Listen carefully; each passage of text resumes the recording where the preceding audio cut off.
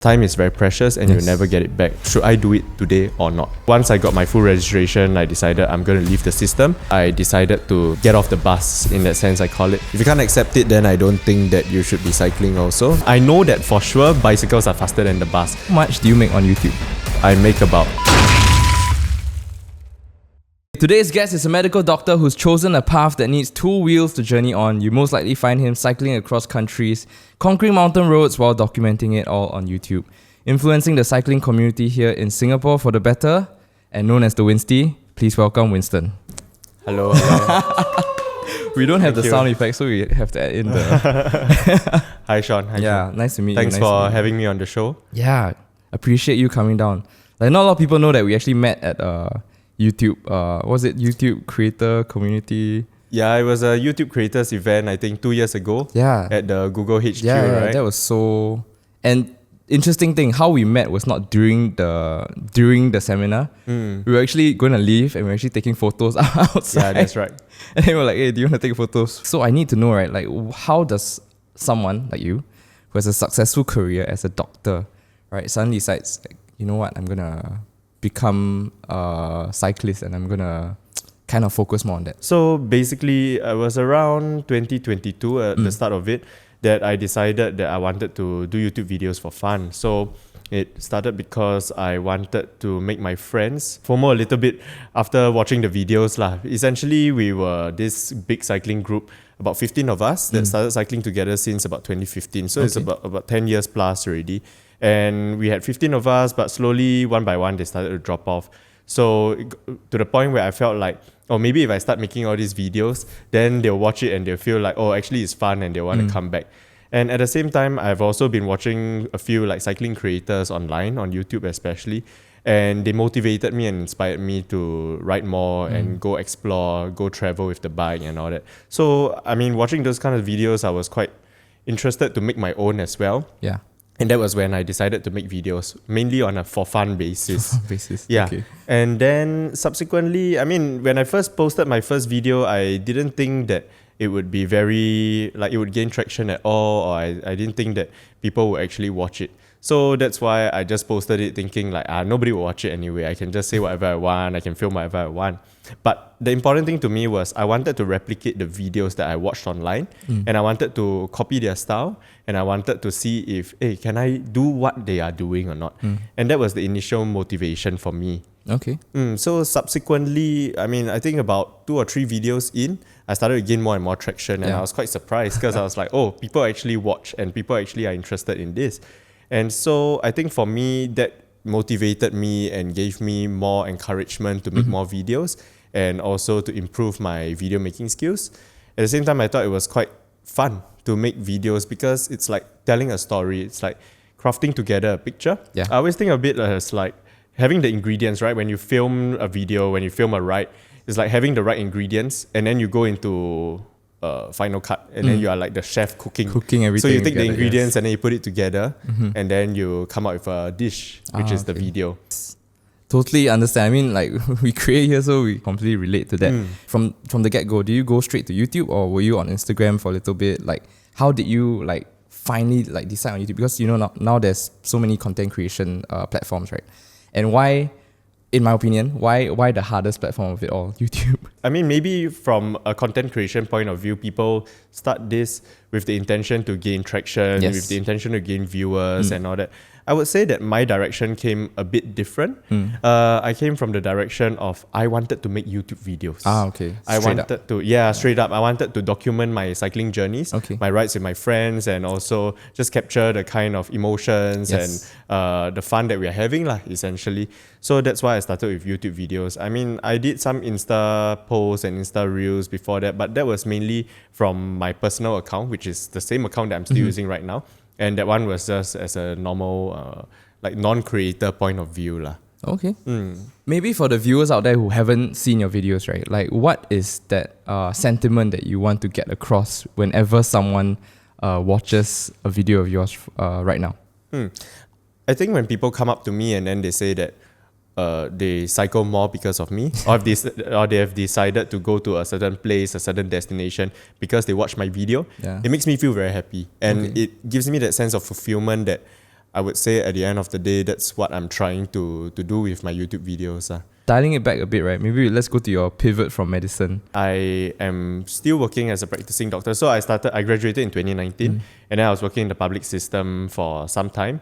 And along the way, I was always looking to do other things for fun, hobbies. So I started to do this YouTube thing, thinking that, it's not that I wanted to make money out of it, or I wanted to take it as a full-time job kind of thing, but more of to have something else besides just medicine in my life to pursue. So I was pursuing cycling, and then all along I was gymming as well. And I decided, okay, maybe pick up a new hobby, which is how to pick up a new skill, which is to learn how to edit videos. Okay. So that was how it started. And like I said earlier, I didn't expect it to gain traction and all that, right? But after a while, I realized that actually what I want to do is to spend more time to ride my bike and at the same time make videos as well, because I was enjoying it. And before that, I was doing medicine full time. So in the public system, you have to work for a few years before you get your full registration, and then you can come out to private to work. And so once I got my full registration, I decided I'm going to leave the system and I'm going to work as a locum. For those who don't know, a locum is basically sort of like a part-time doctor. You can call it like a freelance doctor. So essentially, he or she will fill in the gaps in clinics when they need extra manpower, or when they need to fill in, like let's say the anchor doctor takes leave and then they need to go in and fill the slot. So it gives me flexibility, and at the same time, I'm able to then use the spare time that I have to pursue my hobby, which is cycling more. Right now, right? Like, are you practicing in like a GP, or like what's up for you? I actually, although I'm a locum, but I still work full-time hours. So essentially, I'm like a full-time, part-time locum. Okay. So yeah. Okay. So I don't have a full-time job at a single place, but at the same time, I have my regular slots at certain places, and that's basically my Monday to Friday. So this means that I do have some structure in my life, and also from a practical standpoint, a steady source of income lah. And then on the side, during my spare time, that's when I go cycling and also try and travel more to explore more countries. When you decided to become a locum, what did you kind of nerve in the process?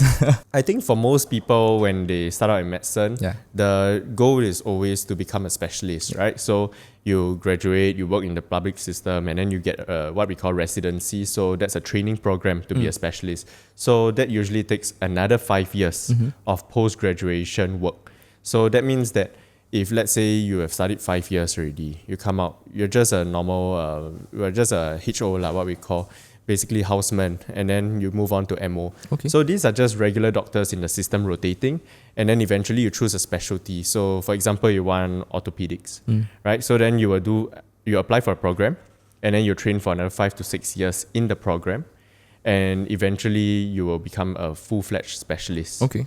From there on, you will still need to work another maybe 3 to 5 years minimally before you actually come out into private practice. Okay. So the whole journey is pretty long.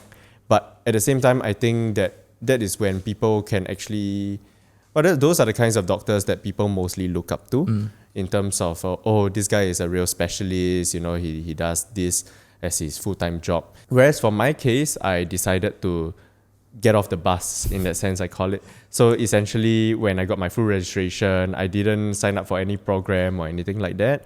I didn't try to become a specialist, and I just left to do private medicine as a locum. So that means that the opportunity cost of this is basically that I don't get to become a specialist, I would say. And sometimes I still do compare myself with the alternative route, right? To see whether I would have been better off if I had actually tried to apply for a program or done something towards the specialist route, because a lot of my peers went that way. And of course, you can see out there in private practice or out there in medicine, there are successful specialists, and they generally have a higher level of prestige. Okay. Right? It's just like when people always talk about doctors, then they are always like, oh, this guy is a specialist, then this guy is just a GP, So there is a difference in prestige, I would say, as well as recognition in terms of this guy's perceived knowledge. How do you deal with these doubts? I think in any job, in any field out there, right, there are these people who you always compare yourself with other people, but maybe from your personal view, right, how do you yourself deal with these doubts when it starts creeping in? How do you tell yourself that, it's fine? So I think that at the end of the day, I made the decision halfway through this thing to decide that I don't want to pursue a specialist career. Yeah. And that was important to me because I realized that in terms of the training and all that, it takes many years. Yes. And I just always think that the amount of opportunity cost of staying in the system was something that I couldn't take in terms of your youth last. Let's say I was still in the system. Yeah. I think and assuming that I was lucky and good enough to get into a residency program, I would be spending the next 5 years of my life working 80 to 100-hour work week. Oh wow, okay, that's crazy. Yeah, and also at the same time, after that, I still have to continue working, right, in order to practice and all that. But the cost of all this is time, and I think that something that I learned early on is time is very precious and you'll never get it back. And youth, more importantly, is something that people who are older would give anything to get back. And so I felt that in terms of something like cycling, it's something that you can only do well when you are younger. And it's a fact that the older you get, you will be less fit and you will be less able to go overseas and cycle and go up high mountains and stuff like that. Whereas other things like maybe doing leisure travel and all that you can do even when you're older.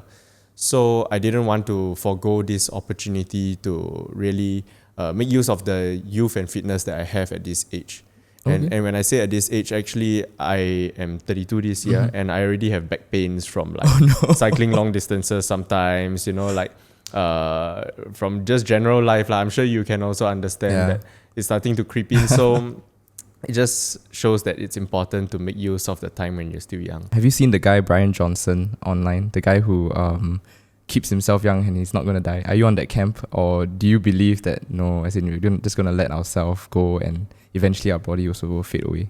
No, I'm definitely towards his camp, but I wouldn't say I would be anywhere as extreme as this guy. Like he's a bit too hardcore already.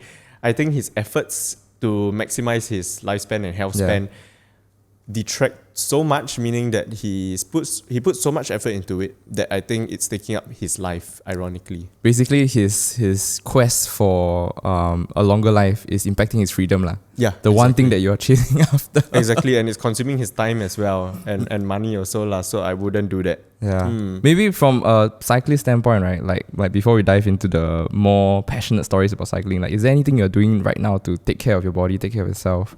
You look good for a 32-year-old person. I guess. I mean, I just always prioritize making sure that I get my exercise in every day.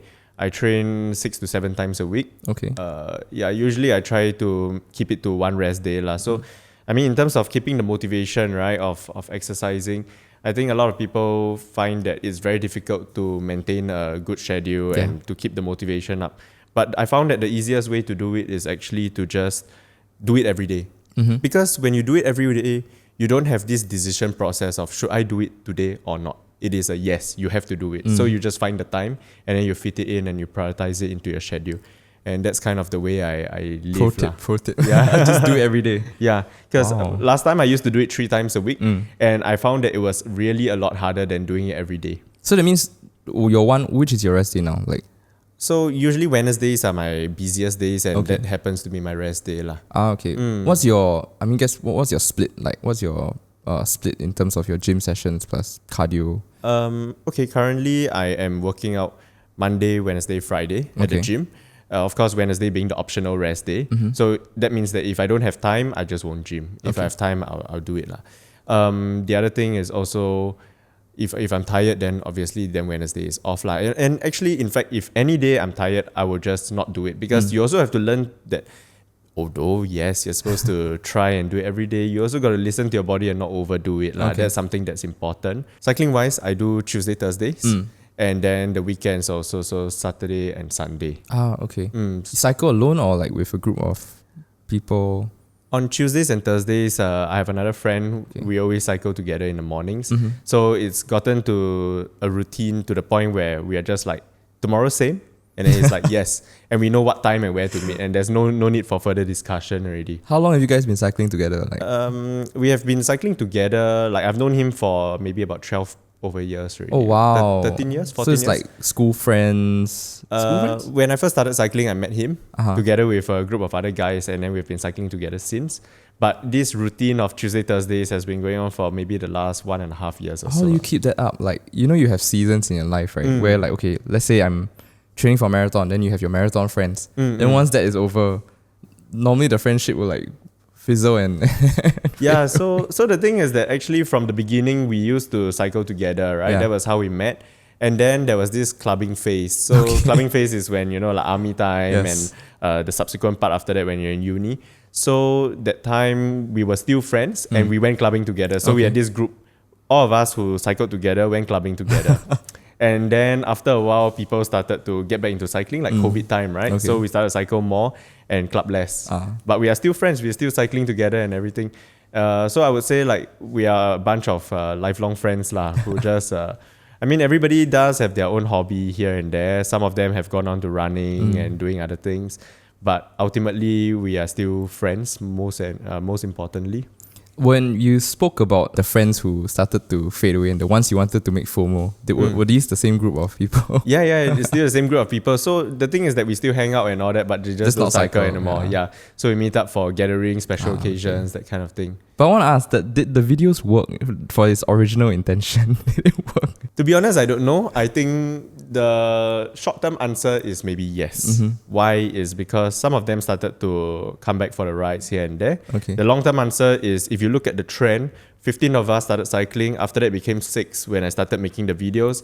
Now we're left to about 4. So a trend from 6 to 4 probably not a good sign. Yeah. But on the upside is you've influenced a lot of other people to cycle. Like my friends were the ones who were saying that, hey, like Winsty is coming on your podcast. Is it like, oh wow, this guy has inspired me to go. So I guess kudos to you for making that happen. That's very heartening to know lah. Yeah. Was there at any point in time fear of choosing a different path as compared to like conventional people? So I think that there was no fear per se. I was pretty certain because I kind of made the calculations already. And the calculations showed me that essentially, yes, I will not... essentially, being a locum, you're selling your time for money. So there will always be a cap to your income, right? And then as a specialist, I mean, yes, there's a cap, but sometimes it can be extremely high, right? I'm sure you guys will understand. But at the same time when you're young is worth more than when you're older. And this is something that stuck by me lah. So I decided that there was no downside to this in that sense. Or rather, that's how I consoled myself about the opportunity cost. Console. Yeah. Where did this thinking, when this like mantra come from? I think it was an idea that I already had for a long time, even during med school. Okay, and then this was reinforced over time. Especially after I read this book called Your Money or Your Life. And in the book, basically, she describes that you are exchanging your life energy for money when you are going to work. And it showed me that time is actually finite. And so the amount that you can earn in your life is also finite. And it's more important to look towards financial freedom in order to be able to spend your time doing the things that you enjoy doing. And that everything has a cost. And it's not a monetary cost, but it's a time cost in actual fact. And so that is when I thought that, okay, I need to have the flexibility so that I can use my youth in order to do something that I enjoy. And at the same time, cycling is something that you do require some degree of fitness to do as well. And it is important to try to maximize both sides of the coin, find a good balance in a sense that you have enough time to enjoy yourself and live your life to the fullest. But at the same time, you also have enough money to get by, to sustain yourself. Okay. In terms of Die With Zero, it talks about this thing called the memory dividend. So what memory dividend essentially is how, you know, when you're young and then after uni, you go on a grad trip with your friends. Yeah. You're 19, 20, oh no, you're slightly older. You're 25, right? Yes. And after this whole trip, you may feel like, oh, you spent all your money and you got nothing out of it. But actually what you got was this memory that you spent traveling with your friends. And you can keep it for the next however many years you live. every time you meet your friends, you continue to talk about this happy trip, this special trip that you all had, and you kind of relive it all over again, and you enjoy the trip all over again. But if you were to wait until you're 60 in order to do some epic trip, then maybe the amount of time left to really enjoy this trip would be the next 20 plus years. And at the same time, you wouldn't feel as fun as you would have when you were 24. I mean, you can do a lot more when you're 20 plus than when you're 60 on a cruise, right? Yeah. So I think that impacted me a lot, and that taught me about this thing called like time value of money. These topics, right? Memory dividend, the books that you've read, right? These are very heavy topics, right? Was there something in your personal life that happened that caused you to like think this way? When I was 24 years old, this was 2017, I was in the middle of med school. Actually, at the time, I was studying quite hard before that. I was thinking I want to, pursue a specialist route. And that was when I wanted that full-fledged career kind of idea, the full-fledged career kind of option. Then my dad had a stroke and he passed away. Okay. And he was only 54. And this taught me that actually, you know what, life is very unpredictable and anything can happen anytime. And there is no point to work so hard your whole life only to suddenly go and not enjoy the fruits of your labor. So it showed me this importance of balancing having a good career, making enough, financially, but also making sure that at the same time you have lived your life to the point that if you say, tomorrow I'm going, you will have a life that you have no regrets. And I thought that was very important to me. Wow. Yeah, I mean, it is what it is, but I think that it has also shaped my life in a sense that I realized that being healthy is extremely important, and it placed a much larger emphasis on exercising and having a healthy diet in my life also. I mean, even in hospital, like you see a lot of people being sick and all that, and you know that a lot of things are out of your control. You hear of those stories where people eat healthily, exercise regularly, and suddenly they just they just collapse. But to me, the lesson that I learned is to maximize your chance of actually living a long life and a healthy life.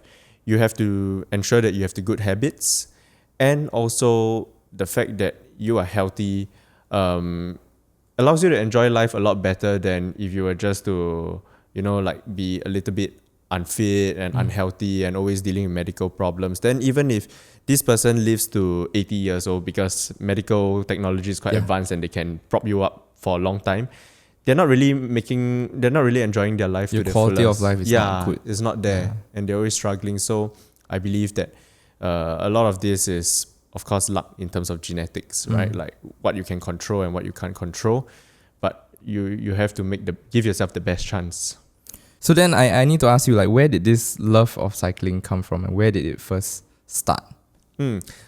I started cycling more regularly and more seriously probably around the time when I was Sec 4. So I had this friend in school, and we decided to take our bikes out, and because he said that, he just bought a new bike and I just bought a mountain bike for my birthday present. So I thought like, we should go cycling together.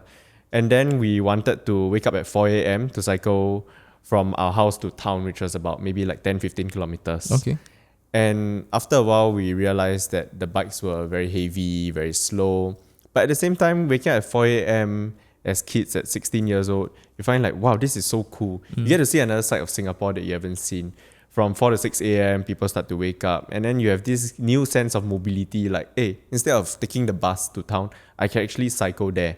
And that time you don't have driving license or anything. So it gives you this sense of control as well. And that was when it first started. Yeah. After that, he got a road bike. And then I went cycling with him on a mountain bike. Obviously, I couldn't keep up at all. And that was when I decided that, I also need a road bike. Okay. And that was how I started getting a road bike. And then we went cycling together. And that was around 2010, 2011. Then that was how the whole journey began. So that was the whole journey, like that was the catalyst that started everything. Yeah, that's right. I think it was the feeling of being able to see Singapore from a different point of view, early in the morning, catching the sunrise, and this sense of mobility at a young age that was really the primary driving factor in terms of the enjoyment. There's something about the freedom aspect as well, right? Like taking your bike out. Like I assume at that point in time, like we couldn't drive, right? So as in having this bike to go out is like my keys to the kingdom, keys to freedom and everything. Yeah, and at a point also I was quite frustrated with like buses. I mean, you take the bus to school, you have to transfer one bus, and the whole journey isn't that long, but then you take like 45 minutes. But I had a bicycle and I tried cycling to school once. Because the impression when you're young, or even I think for most of the public people, is that bicycle is slow, right? It's human powered. Whereas a bus is definitely faster because it's a motorized vehicle. But I think once you pick up cycling and a road bike and all that, and then you realize that, hey, actually a bicycle is quite fast, you know. So there was once in Sec 4, I tried cycling to school. And my goal was to be faster than the bus. Beat the bus. Yeah, meaning that if I'm normally taking 45 minutes to get to school, I want to be able to get there less than 45 minutes to prove a point to myself that actually cycling is faster than taking the bus. Okay. Have you ever like gone side by side? Okay, we're going to start same time as the bus and race the bus to school. No, not to the extent, not so direct, but I know that for sure bicycles are faster than the bus, because sometimes you encounter a bus coming out of a bus stop while cycling, right? And then there's always this neck to neck kind of thing where they are faster initially, and then after that they stop at the bus stop and then you overtake them. Then they overtake you again. But over the long run, I realized that eventually you kind of lose the bus, as in the bus just lags behind lah. So why do you stop? As in, why one time? Why that one time only in secondary school? Because my mom wasn't very happy that I was a 16-year-old boy cycling to school. She thought it was very unsafe lah. And at the same time, of course, logistically, I mean, in Singapore, you know that it's not the most convenient where you reach school all sweaty and then you have to find a place to lock your bike and all that. I would say even, I don't know about today, but at that point in time, I was sort of just chaining my bike to a random pole in school, and I don't know whether people... In school lah, not outside school in school, but I don't know whether the security guard was very happy about that. You know, those kind of concerns.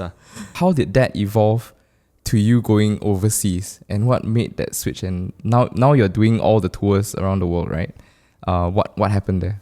Yeah, so around the world is maybe a little bit of exaggeration, but I mainly focus on like European destinations and also some parts of Asia lah, mainly Chiang Mai in Thailand. Okay. So I think what really started me on this was when I was cycling in Ireland quite a bit during the time that I was studying there.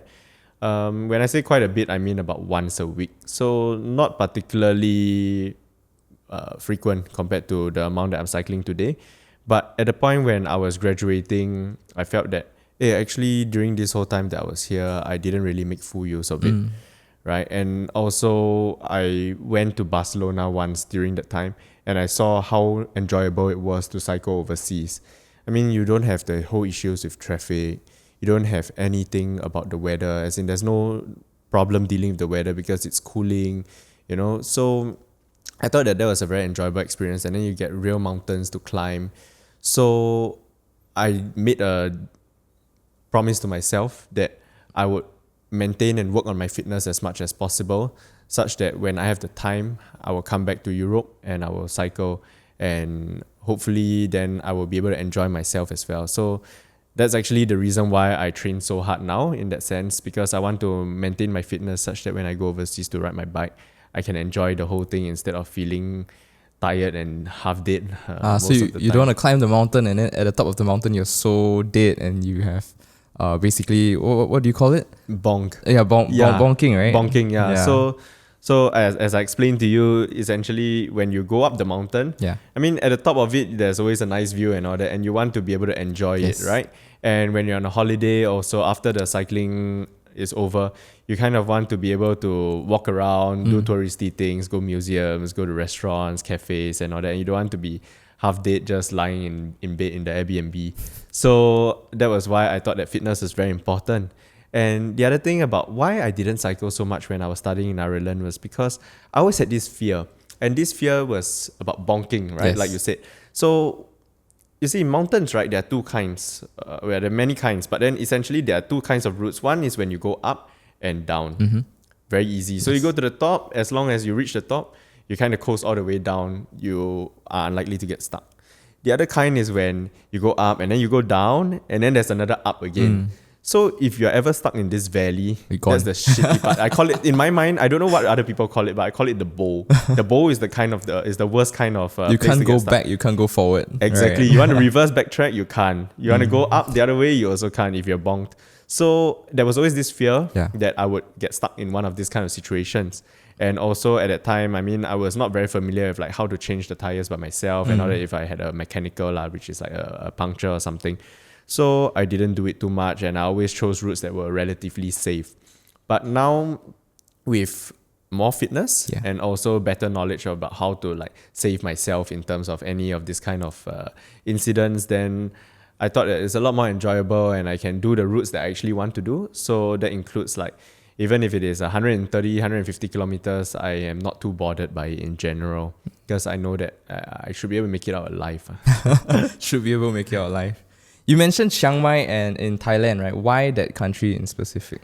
Okay, so I mean, you know that living in Southeast Asia, the weather is generally quite humid, quite hot, and most cities are quite crowded. Like even nearby Johor, right? That's where a lot of Singaporeans go to cycle. But no matter how, the weather is the same as Singapore, and the traffic is quite heavy unless you go to the outskirts, and even then you still need to get through the busy parts. Chiang Mai is nice in the sense that just a few kilometers out of the city, you get quite a lot of peaceful roads already. And when you go at the start of the year or the end of the year, basically the December season, the weather is very cooling. It gets to a low of about even 16 degrees. In the daytime, it can be low 20s, like 21, 22. So it's aircon weather. And it's sunny and dry. This is end of the year-ish. Yeah, end of the year. Okay. So that's why it's very nice and enjoyable to go there. And also it's nearby, so you don't have to fly all the way to Europe. And then there's like a very nice cafe culture there. Things are affordable. So that's why I like it. Have you ever tried the scorpions, the fried scorpion from Chiang Mai? No, I've seen it. No, yeah. So when you mentioned the heat, because I think I've gone to Chiang Mai in like maybe the wrong time. So it's always super hot. So I was like, whoa, you're cycling in Chiang Mai. Yeah, so interesting. Maybe you went during the summer season. Yeah. Huh? About mid year. That's usually summer season, right? Yeah, mid-year is the summer season. So I first went in February of last year. Okay. I got out of the airport thinking that, it'd be hot. No, it was totally cooling. It was like windy, breezy. I was like waiting for the taxi for maybe about 20 minutes on the arrival area, right? Yeah. Didn't sweat at all. Oh. And that was when I was like, wow, actually the weather here is quite good. And then also, it's not like a usual tourist destination where the moment you get out of the airport, there are hordes of like taxi drivers trying to tout and like get you to come on board and all that. This one was completely zero. In fact, I was trying to find a taxi for 20 minutes. You have to call for the Songtel or something to come and get we're trying to flag down the tuk-tuks lah. Yeah, okay. So that gave me a different impression of the place because before that I went to Krabi a few months before that. Wow, the moment you get out of the airport, people are just swarming you and like with the brochures thing, with Take those, my taxi. yeah, exactly. And it just didn't. I mean, it doesn't feel nice lah, right? How do you travel with your bike? Like, what's the logistics of it? Do you rent there or you bring your own bike, right? Yeah, so in general, I try to bring my own bike because you are the most comfortable with it, and that's the whole fun of it. You buy a bike and then you enjoy it overseas. I think that's like the nicest way to enjoy your bike lah, because Singapore roads are quite boring after a while. So it's only when you go overseas that you really maximize the use of the bike. What I do is I pack it in a bike case. So it's a bike bag that you basically take out the wheels and then you mount the bike onto the bike bag. And then you put the wheels inside and then you're ready to go. So most airlines actually don't charge you extra for it. It's a normal check-in. It looks like it can fit as a normal check-in. It goes into the oversized compartment, the odd size baggage, but there's no extra charge usually. So it's included as part of your baggage allowance. So let's say you book a Scoot flight that's 25 kg allowance. Done. As long as your bag is within 25 kg, you can bring it on board. Oh, okay, that's cool. So you've been traveling to many different countries with your bike, right? So what are your thoughts on tours versus bike tours? I think that tours, like if you're talking about the traditional Chan Brothers kind of tours, essentially you go there and then you are just based in one city, right? I mean, you rarely go out to the outskirts. So most of the time, you just see the restaurants, the museums, the cafes, they're all within the city center.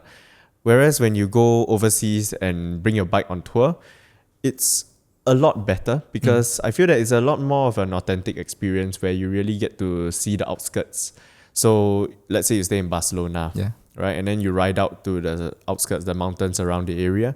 You get to meet locals along the way, local cyclists on your routes. You also stop at a local cafe where there's not much tourists, and then you stop at the local mama shop to buy drinks and all that. And it's to the point where some of them don't even speak English. So that's when you know Completely that authentic experience. Yeah, you get an authentic experience. And then also, it's a slower pace of seeing the scenery as compared to being in the car. Because when you drive in the car, sometimes everything goes by really fast. Or you're sleeping and you don't... Yeah. Yeah, exactly. So this one is more immersive. It's slow, and then you get to smell the shit along the way. You also smell the nice flowers along the way. So I think that it's a really nice way to see a country. And that was why I felt that actually traveling with the bike is really fun. Are there any horror stories that you've experienced? Thankfully not so far.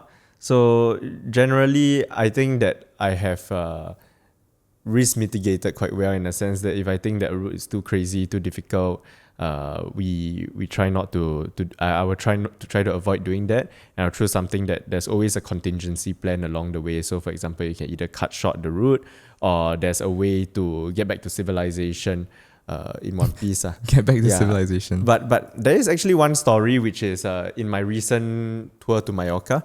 So this one, I basically brought a group of people over to Mallorca to ride their bikes. And before this tour, actually, I didn't really know them at all. So I just put up an announcement that, hey, I'm running this trip to Mallorca, and people signed up for it. So they came, and then we went to this place called Cap de Formentor. So it's a lighthouse at the northwestern tip of the island.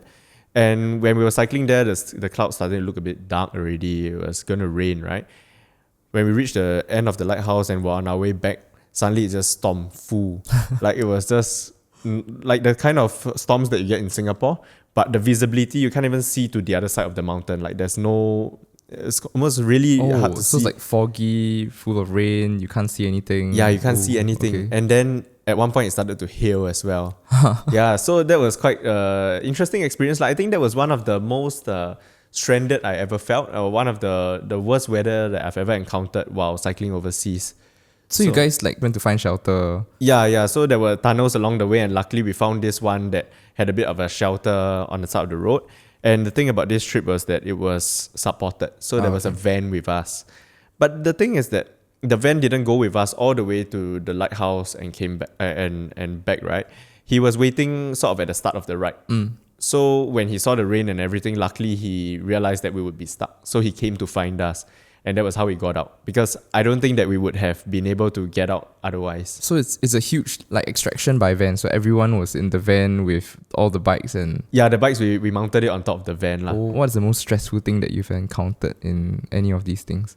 In terms of organizing the tour, I think the stressful part would be making sure that we end on time, start on time. Because, we don't want to end too late. When it's dark. I think that's always the main concern when cycling overseas, because not like Singapore where even if it's dark at night, you can still continue cycling. It's completely pitch black. Yeah, it's pitch black. So I think darkness is always the main thing.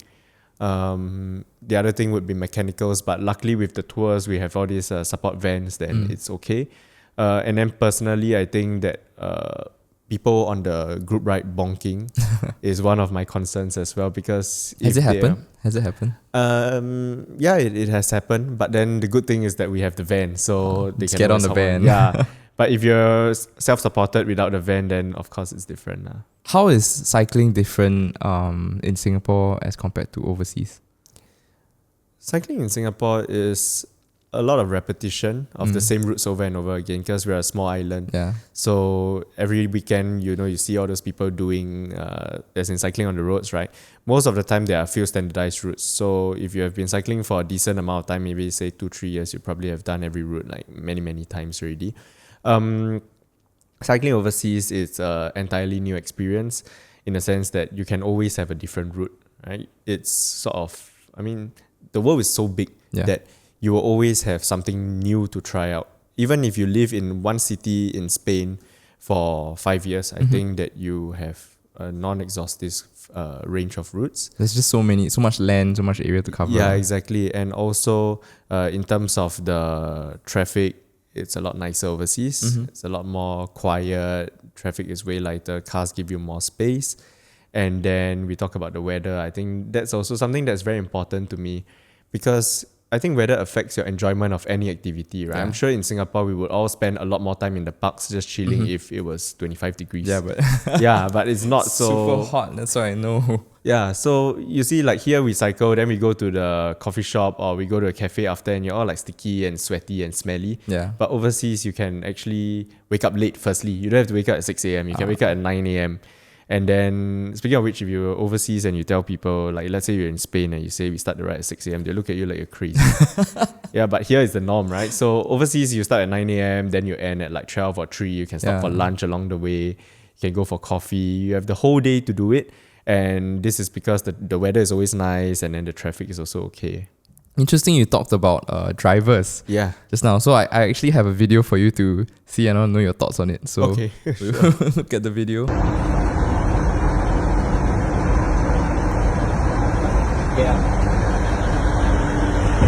Okay, so in this video, right, it says, is this cyclist endangering himself? Video taken by a stomper on Bartley flyover. So what are your thoughts on it? So my thoughts on it is that this is like probably early morning, right? I mean, it's dark and everything, and then the road is completely empty. And the driver is just driving and he's saying that the cyclist is endangering himself. But I think more likely the driver is endangering the cyclist because if you have such a huge road, why don't you just go to the other lane and come back in? I mean, I would understand if it's peak hour and he has to squeeze there and then the cyclist is sort of being inconsiderate by cycling at that time. But this is early in the morning, the road is empty. I don't see what he has done wrong. Yeah. So I want to ask, is this guy you? No, it's not. Luckily. Do you know him? Do you know him? No idea, really. No idea. Okay, so I have another video actually also. Okay. Can we pull up the next video? Yeah, so this was... Okay, let's watch this video. Oh, I know this video. It's the famous video. In the caption, they even mentioned the guy's name. So, yeah. Well, this is from many years ago. Yeah.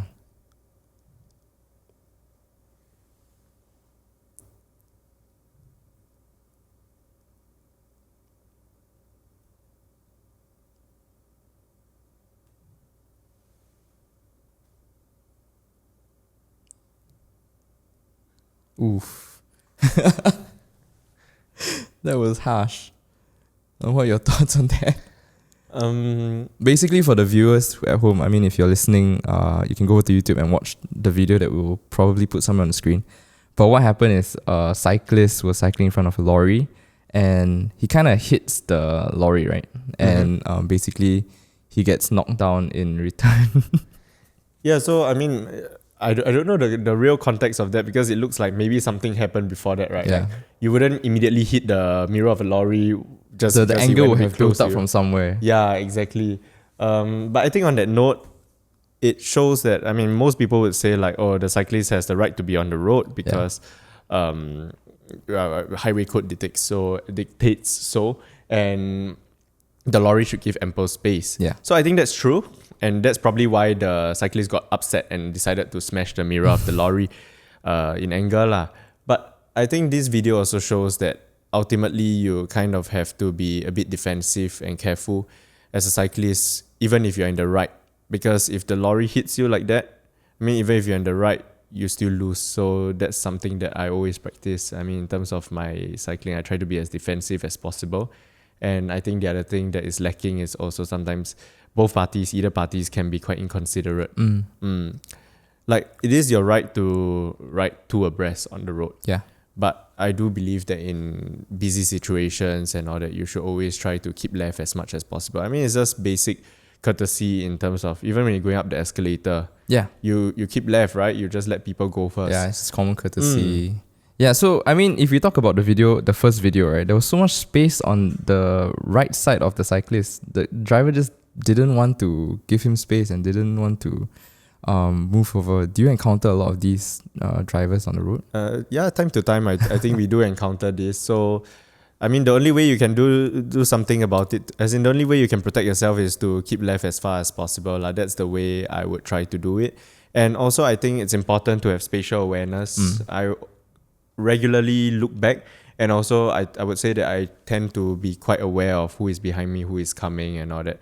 And if I hear a big vehicle or like a lorry like that coming fast behind me, especially early in the morning, I'm alone, I also do brace myself. So, I mean, well, I will look back. If you keep looking back, right, actually, and to the point where you sort of make eye contact with the driver, usually they will not be too aggressive towards you. Okay. I mean, it's something like how, there's a shoplifting experiment where if you put a mirror in the shop, people are less likely to steal because they have seen themselves doing it. Ah, okay. And in a sort of similar note, right, if you are looking at this person in the eye, you have this human connection and you are less likely to harm them.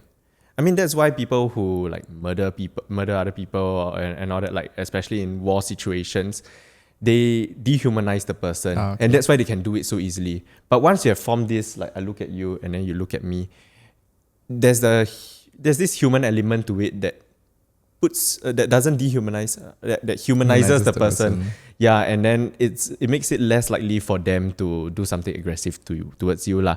Although of course if you look at them and they're still like real assholes, right, and then they decide to swipe you off the street, that's why I still brace, and at the same time I'm always prepared that I may have to keep left to the point where I really hit the wall lah. So ultimately, it's like getting back that human connection to the person, so the person will see, hey, there's actually someone there. That's someone's like father, brother, sister, whatsoever up down the road, right? Something like that.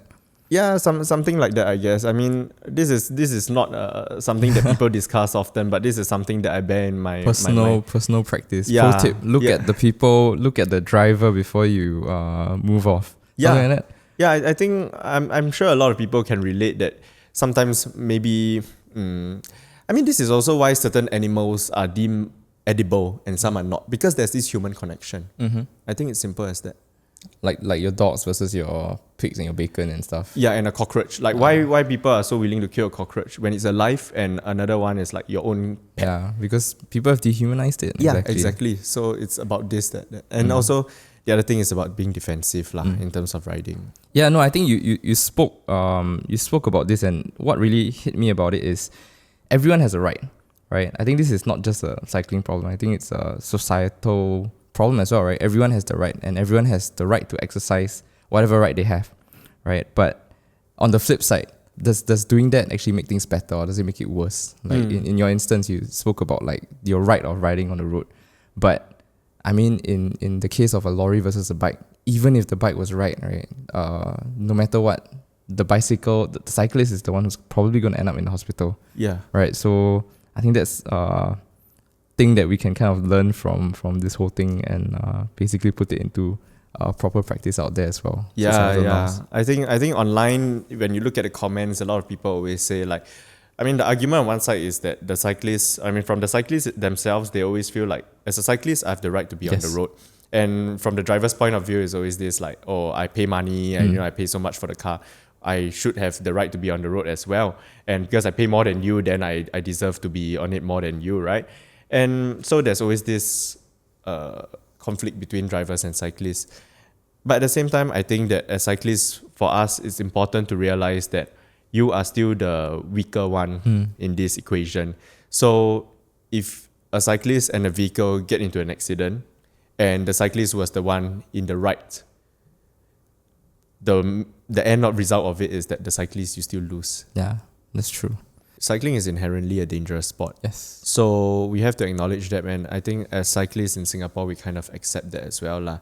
If you can't accept it, then I don't think that you should be cycling also, because I mean, there are a lot of other things you can do, like play badminton, play pickleball. Yeah. Those are the safe things. But if you have kids and all that, then there will be a lot more considerations as to the risk involved, and it just changes everything. And at the same time, I think that when you are young, I mean, the health and everything is good, and if you have a healthy body, you should maximize the use of it. I think one thing that I want to touch a bit more also is the responsibility of what you've done. People listening to the earlier part of the podcast probably would be thinking in their mind, right? Like, oh, so does this mean I should go out there and YOLO and achieve whatever I've achieved, like maybe put down my career or whatsoever?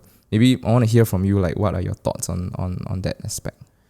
So if let's say somebody were to decide that they want to pursue their hobby more, I think it's very important to work on that.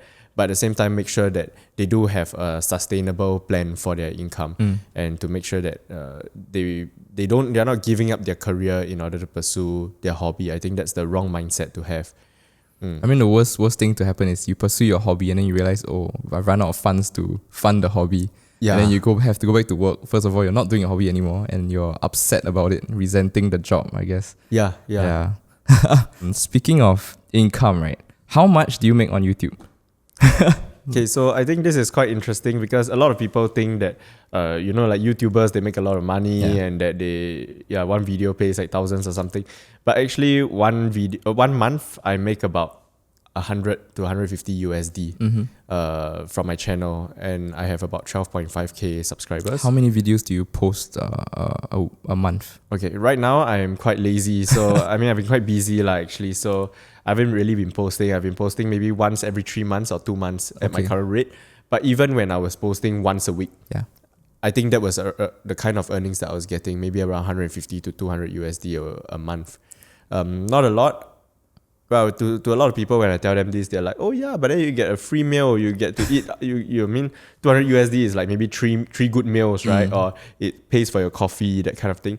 But I think the important thing to understand is that there's a lot of time that goes into content creation, into making a video. So the usual ballpark figure that I give people is 1 minute of video takes about 1 hour to edit. So a 15 to 20 minute video would take about 15 to 20 hours. Yeah. And that doesn't include the time that you take to think of a caption, a title, do the thumbnail, and do the subtitles even.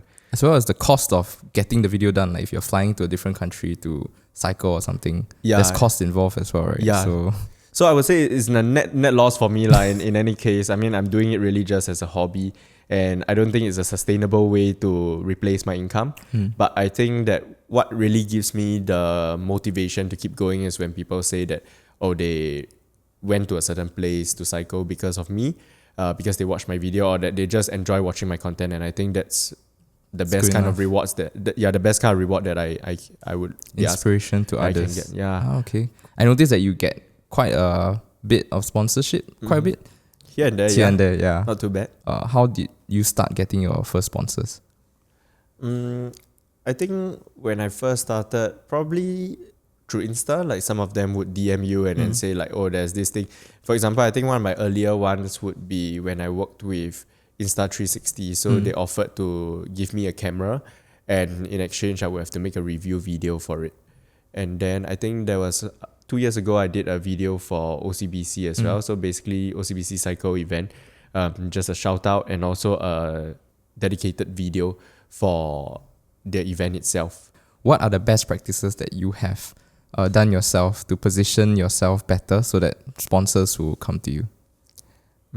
I don't think that I'm the best example because actually most of the time I reject a lot of sponsorships and all that, because I feel like I'm only willing to do sponsorship videos for products that I really believe in, or products that I really like, or companies that I really support. Otherwise, I would tend to reject it because I think that the time taken to create the video and make the content is not worth the reward, the sponsorship itself. But I think that it's important that if you are going to do a sponsorship for a company, make yourself brand friendly. I think that's the way to put it, in a sense that brands would want to associate themselves with you, and at the same time you should only promote products that you truly believe in, because then you can really say good things and make both sides of the agreement, as in both parties, happy. And increase your credibility as well. Increase your credibility, yeah. But if let's say you think that you might not like the product, or there's a chance that you will have a negative experience, then maybe it's best to just decline it. Because I think some people who just get into YouTube or any of this content creation thing, they seem to take the idea of like, wow, I'm finally getting sponsored for something, and then they just accept all sorts of sponsorships. But I think it's important to choose wisely also, because you also want to associate yourself with the brands that you think represent yourself well. What is next for the Winsty? I think for me, in the long run, I am trying to spread this gospel of cycling overseas. Okay. right? And I think that the experience that you can get cycling overseas is way different from cycling in Singapore. Put it another way, if you were born in a random country around the world, would you come to Singapore to cycle? I think the answer is no. So you wouldn't want to keep yourself trapped here and just cycling here, and then that's all you experience. So I would like to bring more people overseas to cycle and to experience how it's really like there. The terrain is different, the weather is different, the drivers are different, and the whole experience is just a lot more enjoyable. And so I'm starting this like tour company where people join my tours and then I bring them overseas and I take care of all the logistics, because a lot of people who want to cycle overseas find that it can be quite daunting in terms of like, how do you bring your bike overseas? What are the routes like? What to expect? And if I'm able to solve all these problems for them, I think a lot of them will be willing to come, and also a lot more people get to enjoy cycling overseas, which is the main goal for me. Yeah. So before we end, like if you could leave our viewers, right, with one piece of advice, right, what would it be? I think you're only young once, so you better make the most of it, because before you know it, you're going to be old. Or you're not even going to make it to the time when you're old, and then life is over. So time flies, and it's really important to make the most out of the time that you have here, because it's finite. Cool, that's beautiful. I think that's all the time we have for today. Thank you so much for coming on the podcast, and I've really enjoyed this conversation. Like, share, and subscribe, and we'll see you on the next pod. Thank you very much. Thank you. Thank you.